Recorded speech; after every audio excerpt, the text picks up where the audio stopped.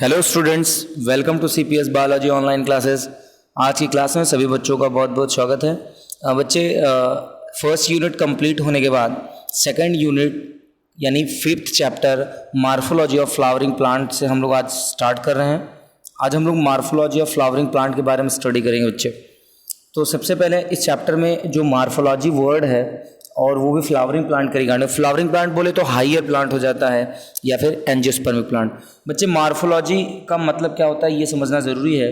तो मार्फोलॉजी का मतलब होता है कि किसी भी चीज़ की जो मार्फोलॉजी होती है, दैट मीन्स उसका जो एक्सटर्नल करेक्टर होता है, जैसे उसका साइज, कलर, हाँ, या उसका जो एक्सटर्नल स्ट्रक्चर है, या उसके जो भी पोजीशंस हैं, रिलेटिव पोजीशंस हैं, या उसके जो जितने भी पार्ट्स हैं, वो सारी चीज़ें। जैसे अगर मुझे मार्फोलॉजी प्लांट में बात करें तो प्लांट में रूट, लीफ, स्टेम, फ्लावर, ये सब उसका मार्फोलॉजिकल पार्ट होते हैं। लेकिन अगर हमें प्लांट के इंटरनल स्ट्रक्चर की बात करना हो कि उसके इंटरनल स्ट्रक्चर में क्या है, जैसे उसके अंदर टिश्यूज़ वगैरह हैं, स्टोमेटा वगैरह हैं, तो बच्चे वो एनाटॉमी कहे जाएंगे। तो मार्फोलॉजी का मतलब होता है एक्सटर्नल स्ट्रक्चर या एक्सटर्नल स्टडी। तो बच्चे समझते हैं हम लोग कि morphology is a branch of biology या biological science that deals with the study of form, size, colour, structure and relative position of the various parts of organism. तो मार्फोलॉजी क्या है कि ये बायोलॉजिकल साइंस की यानी बायोलॉजी की ऐसी ब्रांच है जिसमें हम उस ऑर्गेनिज्म के फॉर्म, उसके साइज, उसके कलर, उसके स्ट्रक्चर और रिलेटिव पोजीशंस के वेरियस पार्ट्स, जो भी ऑर्गेनिज्म के वेरियस पार्ट्स हैं, ठीक है, जैसे प्लांट में बात करें तो उसके ब्रांचेस वगैरह, तो इन सब की स्टडी करते हैं। तो ओवरऑल जो एक्सटर्नल फीचर्स हैं या एक्सटर्नल पार्ट्स हैं उनकी स्टडी करना ही मार्फोलॉजी है। Importance of morphology. मार्फोलॉजी का क्या इंपॉर्टेंस है? अब बच्चे समझते हैं मार्फोलॉजी का क्या इंपॉर्टेंस है। तो knowledge of morphology is essential for recognisation और the identification of the plant. बच्चे, किसी भी प्लांट को या किसी भी चीज़ को रिकॉग्नाइज करने के लिए मार्फोलॉजी का जानना बहुत ज़रूरी है। अगर हमने बड़े प्लांट को देखा, ठीक है, और हमने एक छोटे प्लांट को देखा, तो अब बड़ा प्लांट है तो दैट मीन्स उसकी स्टेम की लेंथ ज़्यादा होगी, या स्टेम की जो लेंथ है वो काफ़ी लंबी भी होगी और चौड़ी भी होगी। तो दैट मीन्स कि हम उसको रिकॉग्नाइज कर पा रहे हैं कि ये प्लांट टाल है। अगर मैं कहूँ कि कोई प्लांट शॉर्ट है, ठीक है, ये मान लीजिए टाल प्लांट हो गया और ये शॉर्ट प्लांट है, तो इसका मतलब है कि इसके लेंथ से हमें पता चल रहा है, तो इसका जो लेंथ है, इस लेंथ से हम इसको रिकॉग्नाइज कर पा रहे हैं कि this one is a dwarf plant and this one is a टाल प्लांट। तो किसी भी ऑर्गेनिज्म की उसके फीचर से, उसके एक्सटर्नल फीचर से हम उसको आइडेंटिफाई करते हैं, रिकॉग्नाइज करते हैं, और मॉर्फोलॉजी के बगैर हम उसको आइडेंटिफाई नहीं कर सकते। पहले इंपॉर्टेंट। दूसरी बात क्या है बच्चे इसमें? दूसरी बात हमें ध्यान में ये रखनी है कि it gives information about the range of variations found in species. Species में जितने भी वेरिएशंस हैं, जितने भी रेंज ऑफ वेरिएशंस हैं, उसकी इंफॉर्मेशन भी हमें मॉर्फोलॉजी से मिल जाती है कि व्हाट टाइप ऑफ प्लांट्स और the type of other animals, what ever living, तो उनकी वैरायटी के बारे में, रेंज के बारे में हमें मॉर्फोलॉजिकल करेक्टर से ही पता चल जाता है। थर्ड पॉइंट है deficiency and toxicity symptom are morphological changes that occur in the response shortage और एक्सेस ऑफ मिनरल। कभी कभी प्लांट में मिनरल एक्सेस हो जाते हैं या कभी कभी शॉर्ट हो जाते हैं, तो उसकी वजह से, डिफिशियंसी की वजह से कुछ ऐसे सिम्पटम्स उस प्लांट में देखने को मिलते हैं। एक चेंजेस, उसके एक मॉर्फोलॉजी में एक चेंजेस देखने को मिलता है। भाई किसी मिनरल्स की कमी हो गई तो प्लांट में वो जो भी उसकी प्लांट बॉडी में चेंजेस आएंगे बच्चे, वो जो चेंजेस होंगे वो मार्फोलॉजिकल चेंजेस ही होंगे, और उसकी वो डिफिशियंसी की वजह से होता है या फिर कुछ टॉक्सिटी वजह से भी हो सकता है। तो कहने का मतलब प्लांट की, अब जैसे ह्यूमन बॉडी है, अगर वो बीमार है, बॉडी में कोई एरर है, तो उसके फेस से, उसकी बॉडी से, उसकी बॉडी लैंग्वेज से पता चलने लगता है। दैट मीन्स कि अगर प्लांट के एंगल में से देखें तो प्लांट में जो भी एरर है, जो भी प्रॉब्लम है, एबनॉर्मलिटीज़ आ रही है, चाहे मिनरल कभी कभी एक्सेस हो जा रहे हैं या फिर मिनरल के शॉर्टेज हो रहा है, तो उस प्लांट बॉडी में भी हमको जो है डिफिशियंसी वाले जो भी एबनॉर्मलिटी दिखेगी वो मार्फोलॉजिकल चेंजेस में कंसिडर होगा। तो कहने का मतलब ये 3 मोस्ट इंपॉर्टेंट मार्फोलॉजिकल चेंजेस हैं जिसको आप देख पा रहे हैं। अब हम बात करेंगे प्लांट की मार्फोलॉजी में। तो बच्चे प्लांट की मार्फोलॉजी में हम लोग क्या क्या देखते हैं, तो एक बार आप डायग्राम इस चीज़ को देखो, आप एनसीईआरटी से भी इस डायग्राम को देख सकते हो। क्या है इस डायग्राम में भाई, parts of flowering plant. Flowering plant बोले तो ये जो बड़े वाले पौधे हैं उनके क्या पार्ट्स हैं। तो जनरली बच्चे ये जो अर्थ सरफेस के अंडरग्राउंड वाला पार्ट है इसको रूट सिस्टम कहते हैं, और अर्थ सरफेस से ऊपर वाला पार्ट है इसको शूट सिस्टम कहते हैं। इस बात का ख्याल रखिएगा, ठीक है। शूट सिस्टम में रूट में तो आपके वही सारे primary root, secondary root, tertiary root, मतलब वो मेन वाला रूट प्राइमरी हो गया, उससे निकला तो सेकेंडरी, उससे निकला तो टर्शियरी, ये अंडरग्राउंड पार्ट है। अबव इससे क्या है, स्टेम है जो शूट सिस्टम में आएगा। इसमें ब्रांचेज होंगे, लीव्स होंगे, स्टेम होंगे, फ्रूट होंगे, फ्लावर होंगे। तो ये चीज़ें क्या है, ये शूट सिस्टम में आएंगी। एक बात याद रखना बच्चे, फ्लावर को छोड़ करके, फ्लावर या फ्रूट को छोड़ करके बाकी जितने पार्ट्स हैं प्लांट बॉडी में, चाहे वो रूट हो चाहे वो शूट का हो, वो सब वेजिटेटिव पार्ट कहे जाते हैं बच्चे। तो यहाँ पॉइंट क्या है, ऑल द फ्लावरिंग प्लांट यानी हायर प्लांट या angiospermic plant have a root system, have a root, stem, leaf, flower, fruit, and the underground part of the flowering plant are root system and the portion above the ground form the shoot system। मतलब इस जमीन से ऊपर का वो जो part है वो शूट सिस्टम है और इसके नीचे का जो पार्ट है वो रूट सिस्टम है। चलिए बच्चे, अब हम रूट के बारे में बात करते हैं। अब ये पॉइंट होगा द रूट। रूट क्या होती है, तो इन डाइकोटिलीडॉन यानी जितने भी डाइकॉट प्लांट्स हैं, ठीक है, elongation of radicle forms the primary root which bear the lateral roots of several order called secondary root, tertiary root, ETC. अब समझना ये है बच्चे कि डाइकॉट प्लांट में क्या होता है कि जो सीड होती है, अगर ये मिट्टी में है सीड, तो सीड के जर्मिनेशन में रेडिकल निकलता है बच्चे, और यही रेडिकल ही जब रूट बनाती है प्राइमरी रूट होती है। इससे जो दूसरी रूट निकलेगी ये सेकेंडरी और टर्शियरी। इस तरीके से ये रूट का पूरा जाल बनता है जिसको हम लोग रूट सिस्टम कहते हैं, ठीक है बच्चे। Primary root along with the lateral root forms the tap root system. मतलब प्राइमरी रूट से लेकर के जो सेकेंडरी, ये प्राइमरी हो गया, ये सेकेंडरी हो गया, और ये टर्शियरी, ये जितने भी रूट हैं कंप्लीटली ये टैप रूट सिस्टम बनाते हैं। आपको मस्टर्ड प्लांट में या ग्राम यानी चने के प्लांट में देखने को मिल सकता है। लेकिन बच्चे अगर हम बात करें कि मोनोकोटिलीडॉन यानी मोनोकॉट प्लांट जो होते हैं उनमें प्राइमरी रूट जो होती है वो रिप्लेस्ड हो जाती है by a large number of root at it base of stem to constitute the fibrous root system, जैसे कि वीट और राइस। वीट और राइस में देखेंगे तो जैसे मान लो ये स्टेम वाला पार्ट है और ये रूट वाला पार्ट है, तो यहीं पे जो प्राइमरी रूट है ना, ऐसे कई फाइबर में, ऐसे कई फाइबरस स्ट्रक्चर में, ऐसे फाइब्रस स्ट्रक्चर में जो है ये डिस्ट्रीब्यूट हो जाता है, बढ़ जाता है, तो इसको हम फाइब्रस रूट सिस्टम कहते हैं। वीट राइस में या मोनोकोटिलीडॉन में आपको फाइब्रस रूट सिस्टम मिलेंगे, जबकि डाइकॉट में आपको टैप रूट सिस्टम मिलेंगे। द रूट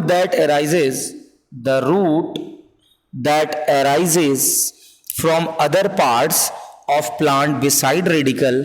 बच्चे दोनों चाहे मोनोकॉट हो डाइकॉट हो, उसमें एक कॉमन बात क्या है कि वो रेडिकल से ही बनने वाले हैं, से रूट बनते हैं।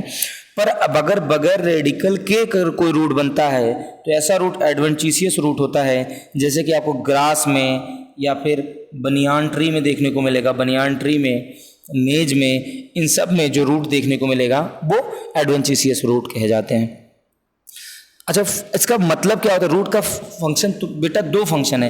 एक तो absorption of water minerals, water mineral absorb करता है सॉइल से रूट, और दूसरा प्लांट को सपोर्ट भी देता है, ठीक है।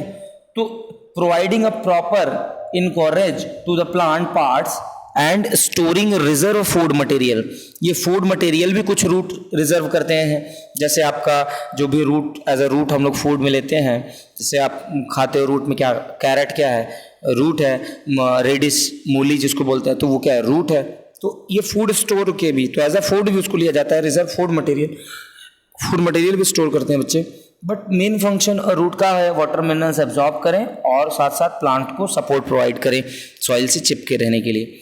अगर रूट का स्ट्रक्चर हम लोग थोड़ा सा देखें तो रीजन ऑफ रूट में क्या रीजन आते हैं या रूट में क्या क्या चीज़ें हैं बच्चे।